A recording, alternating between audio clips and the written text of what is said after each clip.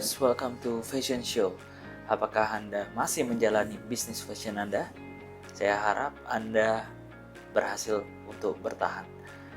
Ya, karena kita sudah memasuki penghujung tahun 2020 dan kita akan menyongsong tahun 2021 dengan harapan yang lebih baik lagi agar pandemi ini segera berakhir dan ekonomi pun juga kembali pulih. Saya yakin bahwa sebagian banyak dari Anda mengalami kesulitan di tahun 2020 ini. UMKM maupun para pebisnis yang industrinya sudah besar pun mengalami tantangan di tahun 2020 ini. Memang tahun 2020 adalah tahun yang penuh dengan tantangan.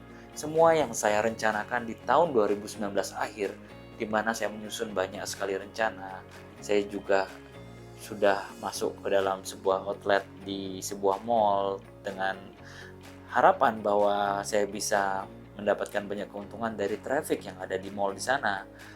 Syukurnya itu hanya trial 6 bulan dan juga di mana saya baru open the first flagship store saya di Canggu yang pembukaannya itu lumayan sukses. Pada saat itu di akhir tahun 2019 itu pandemi itu belum global lah, dan di Indonesia tuh belum terlalu banyak penyebarannya.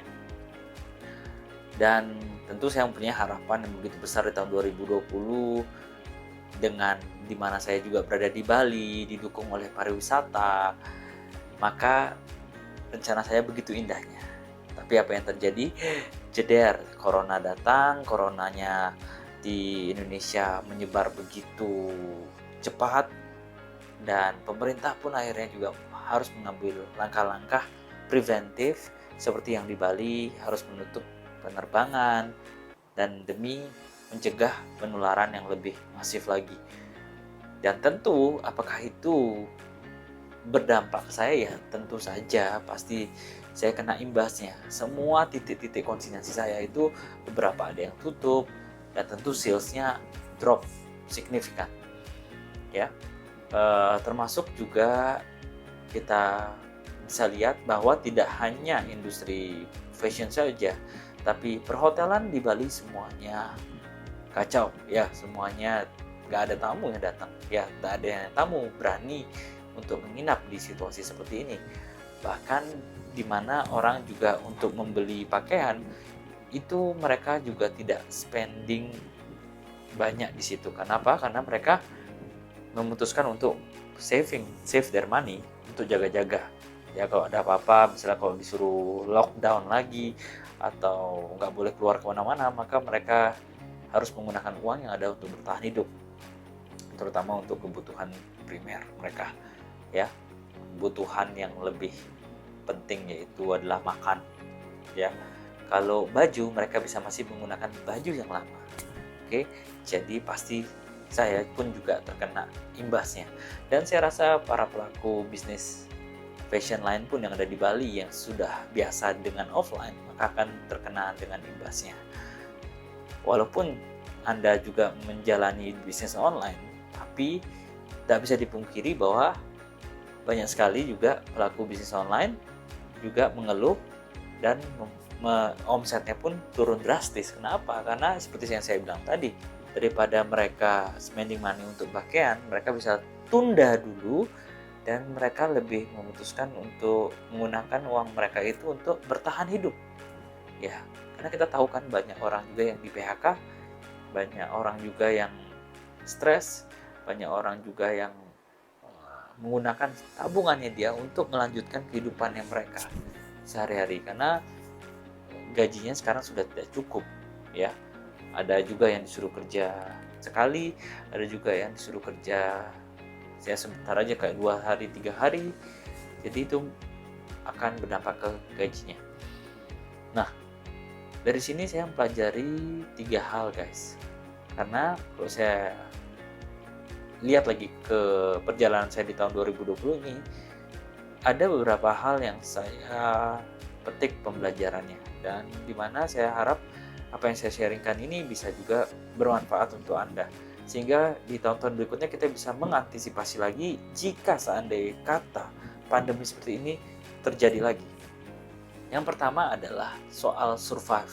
Kita semua tahu bahwa survive is a big topic di tahun 2020. Banyak orang yang harus survive. Mau nggak mau, yang penting survive dulu. Survival di sini artinya apa? Kita sudah tahu saat kita mengalami penurunan omset yang begitu drastis, di mana juga jalur pariwisata itu ditutup, maka kita berpikir apa yang bisa dihemat, kita harus hemat dulu. Karena pengeluaran kita yang sesuai dengan rencana kita harus kita tunda dulu. Contohnya seperti kita mau melakukan pengeluaran alokasi budget untuk produksi, maka hal tersebut harus ditunda dulu. Kalau Anda biasanya menggunakan 2 AC di toko, untuk sementara 1 dulu. Kalau misalnya SDM, SPG di toko itu 3 SPG, di mana kita berharap trafficnya begitu besar di high season, kita menggunakan 1 dulu. Ya, semata-mata kita bisa menghemat dan kita bisa menggunakan uang tersebut untuk menutupi biaya operasional sehingga kita bisa melanjutkan usaha ini di bulan berikutnya. Nah, itulah namanya konsep dari survival. Kita harus belajar untuk berhemat. Kemudian, di dalam konsep survival itu sendiri, maka kita sebaiknya menyisihkan profit kita setiap bulannya itu dan mengalokasikan dana tersebut sebagai dana darurat. Apa itu dana darurat? Dana darurat adalah di mana dana itu tetap kita tabung, kita nggak sentuh sama sekali, dan dana tersebut akan digunakan di waktu-waktu seperti ini guys, di mana tiba-tiba omset begitu turun, kita belum sempat berpikir langkah apa yang kita harus ambil, tapi kan biaya operasional tetap jalan, gaji pegawai harus tetap dibayar. Dengan ada dana darurat, let's say kita prepare buat 6 bulan atau 12 bulan ke depan, maka artinya apapun yang terjadi, seandainya kata tidak ada profit sekalipun di bulan itu, kalian tetap bisa membiayai operasional dari perusahaan tersebut sehingga bisa running sampai 6 sampai 12 bulan. Nah, itulah yang namanya dana darurat. Pembelajaran saya terbesar adalah kita harus mulai tahun 2021 itu untuk menyisihkan dari profit kita sebagian kecil untuk dana darurat.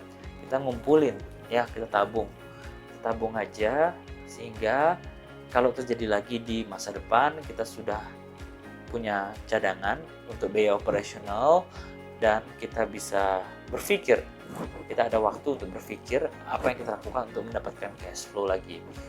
Ini tidak berlaku di perusahaan saja, tapi juga di kehidupan pribadi kita, yaitu di personal finance kita. Jadi kalau kita punya dapat gaji, atau saya menggaji diri saya dari perusahaan ini, maka dari sana saya harus mengalokasikan dana itu menjadi dana darurat untuk keluarga saya dan saya.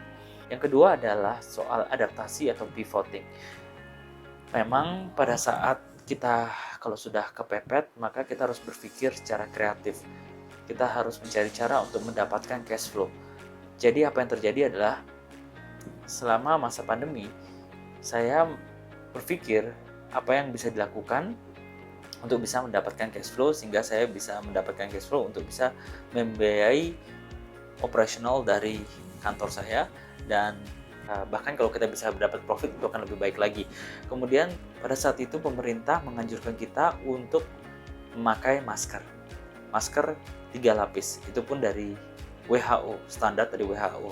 Dari sana tercetuslah ide untuk membuat masker yang kita combine-kan dengan keahlian kita, yaitu kita bisa membuat desain secara handmade di masker tersebut sehingga masker tersebut menjadi masker yang cantik.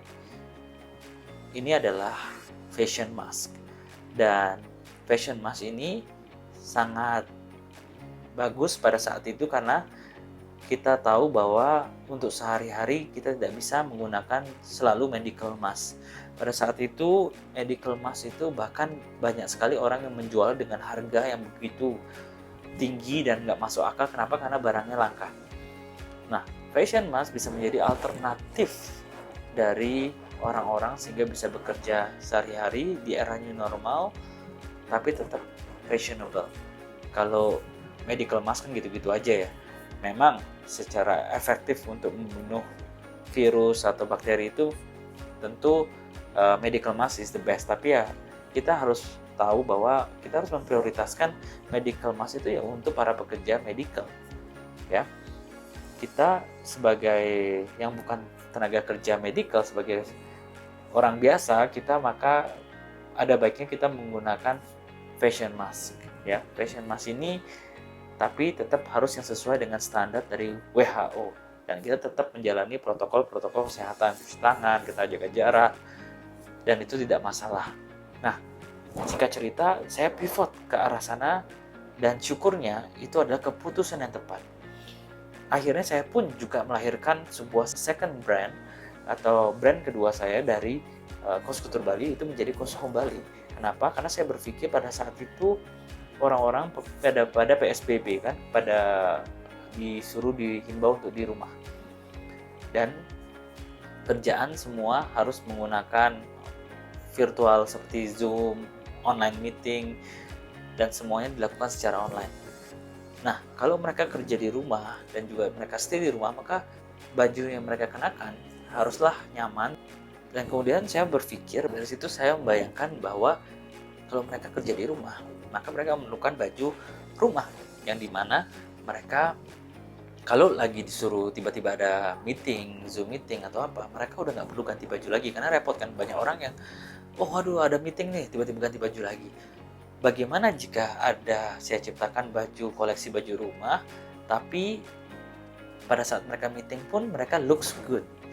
Nah, dari sana terlahirlah ide untuk membuat pakaian rumah, tapi di mana juga sangat fashionable, tapi juga bisa mereka pada saat meeting kapanpun mereka siap, dan mereka selalu tampil menarik dan tampil cantik. Jadi di sana timbullah sebuah ide-ide kreatif, dan di sanalah saya melakukan pivot, karena itu yang harus saya fokuskan terlebih dahulu, dan syukurnya itu lumayan jalan. Jadi penjualan masker dan juga untuk penjualan baju rumah itu saya bisa mendapatkan cash flow dari sana. Di sini pembelajarannya adalah kita harus siap kapanpun untuk beradaptasi dan pivot jika diperlukan. Kalau kita terlalu idealis, stick dengan apa yang kita lakukan, misalnya saya stick dengan pada saat itu fokus terus berjualan untuk memfokuskan untuk berjualan baju pantai, sedangkan pada saat itu orang-orang nggak ada yang ke pantai, orang-orang pada disuruh di rumah sama pemerintah. Ya saya sama dengan buang-buang waktu di situ gitu, karena tidak ada hasil dan memang kenyataannya tidak perform di sana. Jadinya yang perform adalah baju-baju rumah. Di sana ada demand oleh masyarakat dan juga masker. Jadi pembelajaran yang saya pikirkan adalah kita memang tetap mempunyai goal yang sama, tapi kita harus fleksibel dalam mencapainya. Ya gimana caranya kita kalau nggak ada cash flow, ya gimana caranya brand utama kita ini juga nantinya bisa kita fokuskan kembali pada saat pandemi ini berakhir. Kan kita tetap butuh operasional dan tetap butuh hidup gitu. Jadi kita harus tetap mendapatkan cash flow dari hal lainnya. Oke, jadi itu pembelajaran kedua. Yang ketiga adalah kita harus selalu berinovatif atau berinovasi. Kenapa? Karena ya dengan adanya keadaan yang kemarin itu memaksa kita untuk mengeluarkan ide yang baru, ya makanya kita melakukan inovasi. Inovasi yang kita lakukan adalah kita menciptakan kembali produk-produk seperti yang saya bilang tadi, seperti baju-baju rumah, lalu desain-desain masker yang bagus, yang menarik, dan juga tentunya safe, dengan bahan yang bagus, dan tentu dengan yang affordable juga biayanya. Jadi sehingga orang-orang juga bisa beli pada saat kondisi seperti ini yang sebenarnya bukan prioritas utama, tapi mereka bisa tetap beli. Nah, pemikiran untuk berinovasi inilah yang ingin saya tekankan kepada kita semua. Kita nggak perlu menunggu keadaan kepepet dulu baru kita bisa berinovasi. Kalau kemarin kita kayak dipaksa untuk kepepet dulu, harus inovasi, akhirnya kita berinovasi. Tapi alangkah baiknya kalau kita selalu berinovasi terus-menerus, sehingga itulah yang membuat customer kita itu tidak bosan dengan produk kita. Ya iyalah, masa produk kita jualan itu aja, tapi selalu ada yang baru, selalu ada yang fresh, dan mereka pun selalu ada produk yang mereka bisa beli lagi. Dan yang keempat adalah kita harus berani melakukan perubahan bisnis model dan pembelajaran yang lebih dalam lagi di dalam dunia online. Perubahan bisnis model yang saya maksud adalah banyak orang yang nyaman dengan dunia offline dan sekarang tiba-tiba mau nggak mau terpaksa harus pindah ke online, maka mereka harus melakukan online. Bagi saya melakukan kedua-duanya, tapi pada saat ini saya harus lebih dalam lagi untuk mendalami dunia online, dan itu yang harus dilakukan. Banyak orang yang misalnya bisnis restoran sudah nyaman dengan restoran-restorannya, mendadak mereka sekarang harus mau masuk ke dunia online, yaitu mereka bisa bekerja sama dengan seperti Gojek atau Grab, dan mereka bisa mereka berinovasi dengan membuat porsi-porsi makanan yang bisa di take away, dan itu langkah yang tepat menurut saya karena mereka ada perubahan bisnis model di sana, dan yang dimana mereka biasanya serve secara dining di restoran saja, sekarang orang bisa order melalui Gojek atau Grab. Itu perubahan yang terjadi yang harus dilakukan di era sekarang. Nah, keempat pembelajaran itulah menjadi perenungan saya di tahun 2020 dan menjadi cerita saya sendiri, dan sampai detik ini pun saya harus tetap berjuang, dan saya nggak bisa membuat diri saya down, saya nggak bisa membuat tim saya down.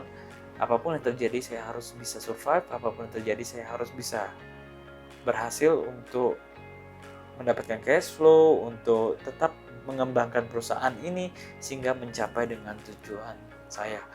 Begitupun juga dengan Anda. Saya harap apa yang saya sharingkan ini juga bisa berguna buat kita ke depannya supaya kita bisa mengantisipasi lagi. Kalau terjadi lagi seperti ini, maka strategi-strategi inilah yang kita perlu dalami. Ya, dari kita pertama mempunyai mindset untuk bisa survive, kemudian kita punya mindset untuk bisa beradaptasi ataupun kita pivoting. Ketiga, kita mempunyai mindset juga untuk berinovasi terus-menerus. Keempat adalah kita juga harus mendalami dunia online dan berani untuk melakukan perubahan bisnis model. Itu yang harus kita pikirkan dan harus kita praktekkan sehingga nanti di kemudian hari kita bisa mengantisipasi apapun yang terjadi.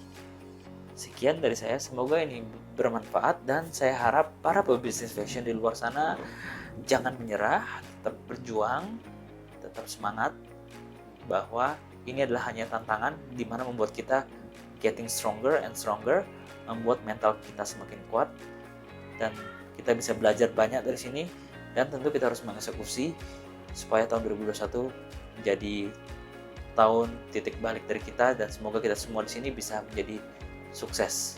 Kalau Anda merasa video atau sharing saya ini bermanfaat, jangan lupa untuk di like, di share, dan di subscribe channel saya ini sehingga kita bisa terus sama-sama belajar, kita sama-sama berusaha, dan kita sama-sama bisa meraih mimpi kita masing-masing. Salam Fashion Show dan sampai jumpa di the next episode. Bye-bye.